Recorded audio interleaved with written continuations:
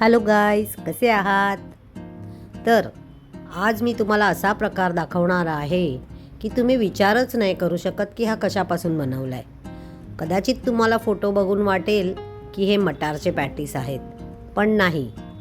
तर हे पहा काय आहे. अहो फ्लावर आला की सगळ्यांचं तोंड वाकडं होतं. मुलं म्हणा, माझंही होतं तर काय. मग मी आज त्याच्यावर मात म्हणून काय केलं आहे की हा जो फ्लावर आहे हा बाजारातून आल्यावर स्वच्छ पहिले करून घेतला.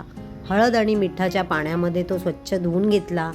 त्यानंतर मिक्सरला मिरची, म्हणजे ओली हिरवी मिरची, कोथिंबीर, आलं आणि लसूण, त्याबरोबर हा फ्लावर सर्व एकत्र वाटून घेतलं.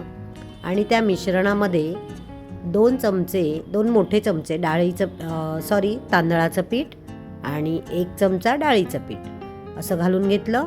आणि हळद, मीठ, धणे पावडर असं सर्व मिक्स करून छान अगदी थोडंसं त्याच्यामध्ये ब्रेड क्रम्स घातले. खरं ब्रेड क्रम्स नाही घातले तरी चालतील, कारण बाइंडिंग चांगलं खरं तर झालेलं. आता मी याच्यामध्ये चीज घातलं, हे ऑप्शनल आहे, अगदीच हवंच असं काही नाही, पण छान लागलं तेही. आणि हे मी असे गोळे तयार करून घेतले.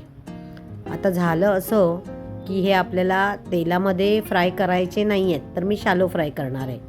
पण मी हे करत असताना चुकून माझा हात लागून माझा कॅमेरा थोडासा हलला, त्यामुळे मला हे तुम्हाला पूर्ण नाही दाखवता आलं, पण तुम्हाला समजलंच असेल मी कसे हे शॅलो फ्राय करते आहे. तर अतिशय सुंदर टेस्ट लागली आम्हाला. वरण भात, भाजी, चपाती करण्यापेक्षा हे ऑप्शन आवडलं खायला, कारण की हे पोटभरीचं होतं. अगदी 2 खाल्ल्यावर एकदम हेवी झालं. तुम्ही बघू शकाल, हार्डली 8-9 पीस बनवले होते, पण त्यातही पोट एवढं टमटमीत भरून गेलं. एकदम छान आहे ऑप्शन, नक्की करून बघा.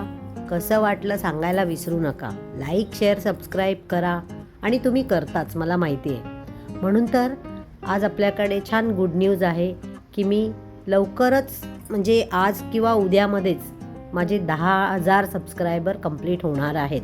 आणि मी तुमच्या आशीर्वादाने आणि स्वामींच्या आशीर्वादाने इथपर्यंत पोचले. तर भेटूया आपण पुढच्या भागामध्ये.